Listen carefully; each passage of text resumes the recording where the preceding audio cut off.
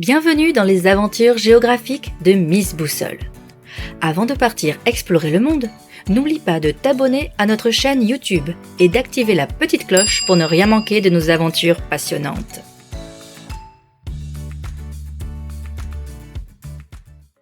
Est-ce que tous les Français ont accès à Internet ? Internet, ce gigantesque réseau mondial numérique, nous est indispensable au quotidien, que ce soit pour travailler, apprendre ou nous divertir. Toutefois, on constate une fracture numérique, une inégalité d'accès et de compétences qui empêche tous les Français d'en profiter équitablement. Cette inégalité est d'abord géographique.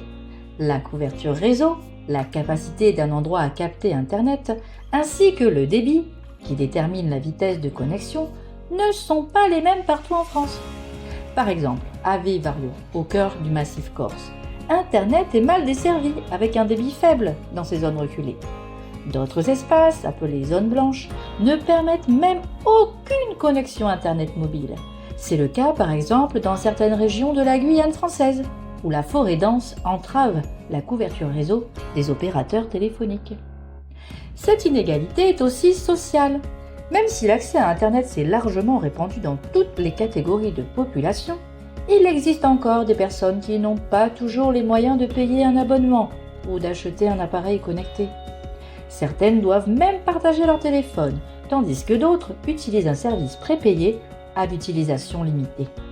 Heureusement, des points d'accès Wi-Fi gratuits existent dans certaines zones, offrant une connexion accessible à tous. Enfin, cette inégalité d'accès est également générationnelle. Un écart de plus en plus marqué se dessine entre les jeunes générations et les plus âgés. Seulement 63% des personnes de plus de 60 ans sont présentes sur Internet, contre 96% des autres Français.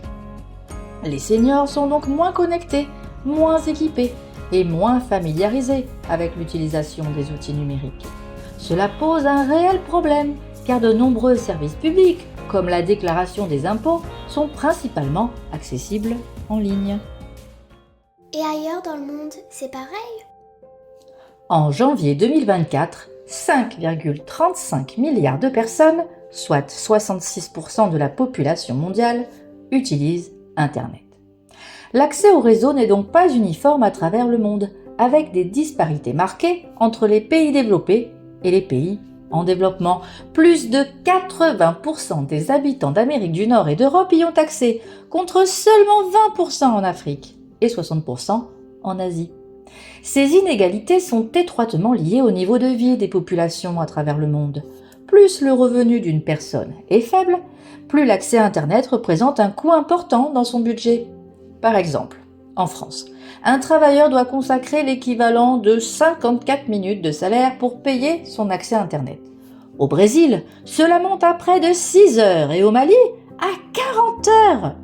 A l'inverse, dans des pays comme la Roumanie ou le Japon, l'abonnement Internet est bien plus abordable en comparaison des salaires. Les inégalités d'accès à l'éducation contribuent également à ces disparités. Dans certains pays, une grande partie de la population, notamment les femmes, ne fréquentent pas l'école. Ne sachant ni lire ni écrire, ces personnes ne sont donc pas en capacité de naviguer sur Internet.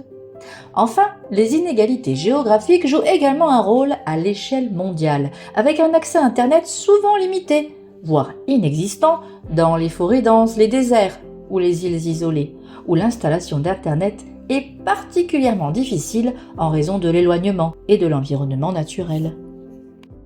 Et c'est vraiment gênant de ne pas pouvoir aller sur le net ? Les inégalités d'accès à Internet ont des répercussions significatives sur les citoyens à travers le monde. Tout d'abord, une exclusion sociale. Les personnes privées d'accès à Internet se retrouvent marginalisées, mises à l'écart du fonctionnement de notre société. Leur accès limité aux services publics, à l'éducation en ligne ou aux opportunités d'emploi grâce à Internet renforce leur isolement et aggrave les inégalités. C'est aussi un frein au développement économique. Les régions mal desservies par les infrastructures numériques ont du mal à attirer les entreprises, car l'absence d'Internet rapide rend difficile le télétravail ou la gestion des commandes en ligne, par exemple. Cela freine la création d'emplois et ralentit le développement de ces territoires. Enfin, cela entraîne également des inégalités éducatives. En France, l'absence d'accès à Internet empêche les élèves de compléter leur apprentissage en ligne. Dans de nombreuses régions du monde, les jeunes ne peuvent pas accéder à des ressources éducatives de base, creusant ainsi un fossé éducatif entre ceux qui peuvent se connecter et ceux qui ne le peuvent pas. Heureusement, des solutions existent pour réduire ces inégalités, notamment en France. Pour lutter contre cette fracture numérique, plusieurs initiatives ont été mises en place, notamment le plan France Très Haut Débit, qui vise à couvrir l'intégralité du territoire français en très haut débit. Prévu pour 2022, l'objectif a été repoussé, avec une couverture complète espérée avant 2030. Il y a également l'initiative France Service, un dispositif qui offre un accompagnement aux citoyens éloignés du numérique, comme les personnes âgées, leur permettant ainsi d'accéder aux services publics. Enfin, le déploiement de la fibre optique et de la 4G. Des efforts sont en cours pour étendre le réseau dans les régions moins desservies, permettant ainsi l'accès à Internet au plus grand nombre. Tu sais maintenant que l'accès à Internet est inégal à travers le monde, créant une véritable fracture numérique. Que ce soit en France ou ailleurs, les habitants subissent des inégalités géographiques, sociales, générationnelles et éducatives qui les isolent. Pour lutter contre cette fracture numérique, des initiatives sont mises en place, notamment dans notre pays. Retrouvez-nous pour en savoir plus sur la géographie en téléchargeant la séquence complète qui accompagne cette vidéo.